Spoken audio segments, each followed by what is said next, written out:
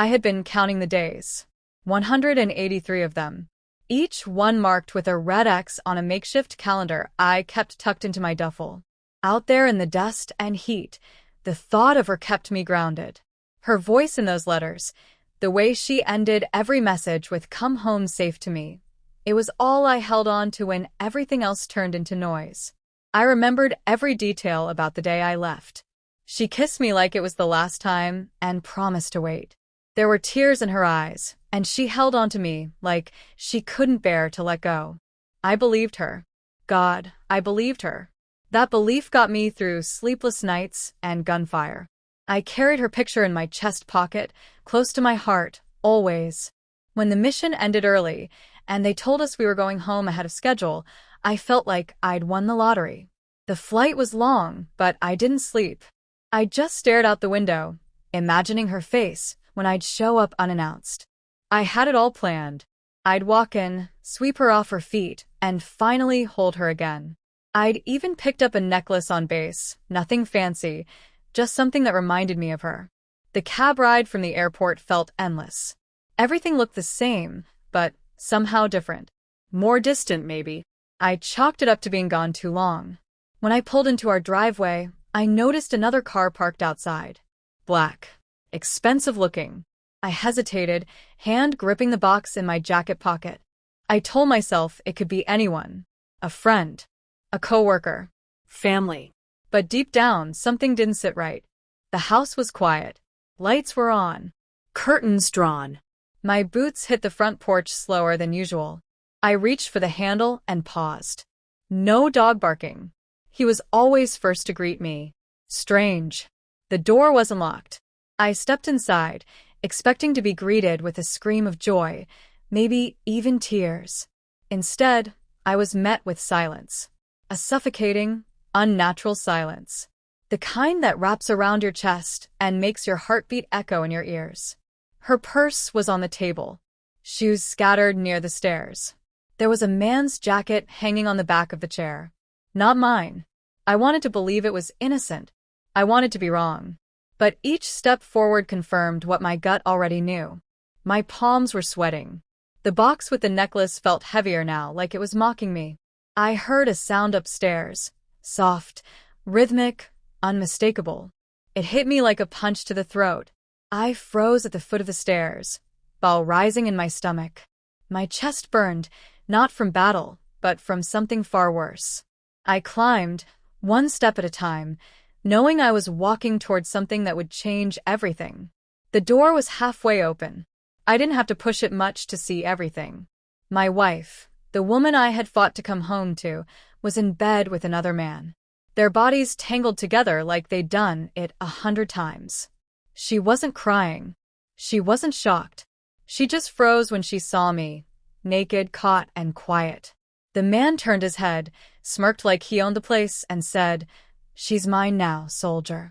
Just like that. No hesitation. No shame. His voice hit me harder than any bullet ever could. My chest tightened, fists clenched, but I didn't move. I couldn't. Everything in me just shut down. I looked at her. She didn't even flinch. Didn't cover herself. No apology, no panic, just a blank stare. Like I was the one interrupting something I didn't belong in. My heart didn't break. It shattered. Quietly.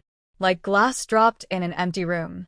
I stood there, still wearing my uniform, boots covered in dust from a place where people bled for freedom, while she was in my bed, giving herself to someone else like I never existed.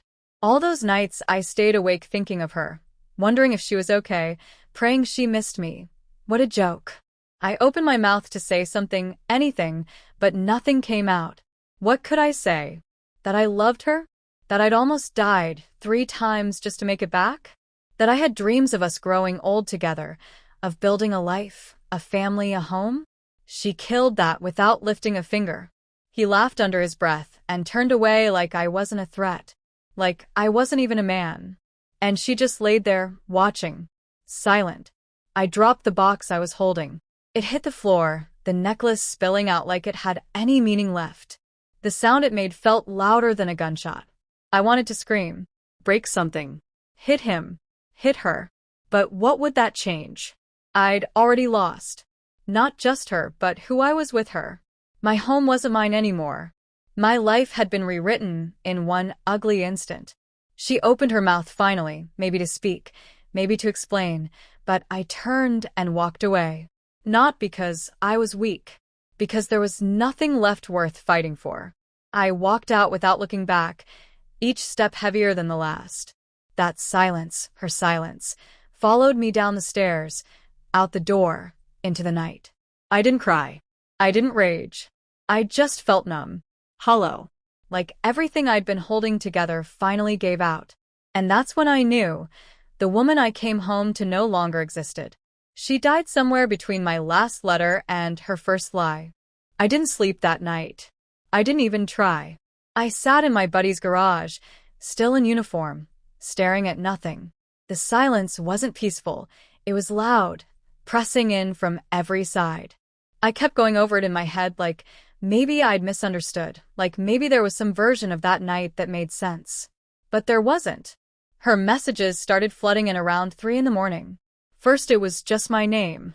Then it was please. Then it was paragraphs. I didn't read most of them. I saw words like mistake, confused. I didn't mean to, but they were empty. She'd meant it in the moment. That's all that mattered. 2 days passed before I agreed to meet. Not because I wanted answers, but because I needed to see just how far gone she really was. We met in public. She looked like hell. No makeup, hair a mess, eyes swollen. But there was no part of me that felt sorry for her. She sat across from me and started crying before she said a word. I didn't speak. I wanted her to sit with the weight of what she'd done. Eventually, through the tears, she started blaming the distance. Said she felt alone, like I had left her behind, like the space between us made her vulnerable. I stared at her, disgusted. I didn't interrupt. I let her talk. Every excuse sounded like a bad script. She said it started with coffee. Then workouts. Then it got complicated. Said he understood her. Said it wasn't supposed to happen. That line hit me harder than anything else. It wasn't supposed to happen. Like she tripped and fell into bed with him. I asked her if she loved him. She said no, but she hesitated. That was enough. I asked her if she loved me. She said yes, but she didn't look me in the eyes. That told me everything. Then she said she regretted it. Not because of what it meant, but because she got caught. That's what I saw in her face. Regret for the consequences, not for the act. She wanted to fix it, rewind time, pretend it didn't happen. But it did. And it changed everything. I told her I was filing for divorce. No discussion. No second chances. She cried harder, reached for me. I pulled away. Her hand felt foreign. Like a stranger's. She begged, said she made a mistake, that she still saw a future with me. I didn't respond. She lost that right when she let someone else into the life we were building. I stood up, left money for the bill, and walked out. I didn't look back. Not because it didn't hurt, because it hurt too much. She made her choice. Now I was making mine. I fought for my country. I wasn't going to fight for someone who didn't fight for me. It's been 8 months. Some days still feel heavy, but I've learned to breathe through them. Therapy helped. Not just the sessions, but finally saying things out loud I didn't even admit to myself. There's a strange kind of clarity that comes when everything you trusted gets ripped apart. You either collapse under it or rebuild. I chose to rebuild. At first, it felt like starting from zero. The silence at home was brutal. No footsteps, no laughter, no "I love you" echoing down the hall. Just me and my thoughts. But in that quiet, I found space to hear myself again. I stopped asking why she did it. I stopped replaying that moment at the door. I accepted that closure doesn't come with answers. It comes when you stop waiting for them. I picked up old habits I'd left behind. Running, reading, cooking even. I reached out to people I'd lost touch with while I was trying to hold together a one-sided marriage.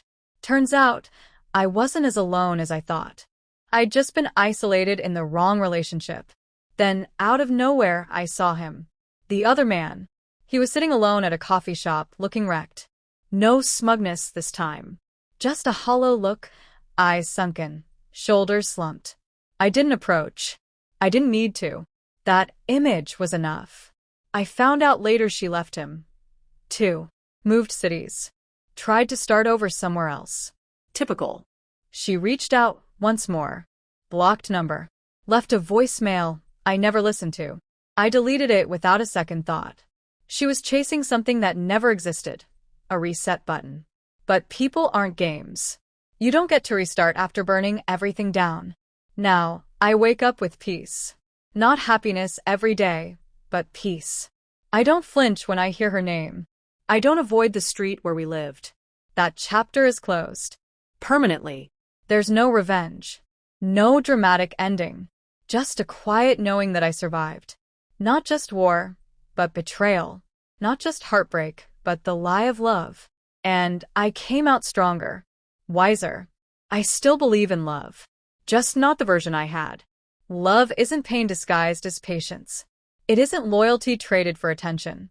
It's showing up every day, especially when it's hard. I'll find that one day. Maybe not today, but I will. For now, I keep living.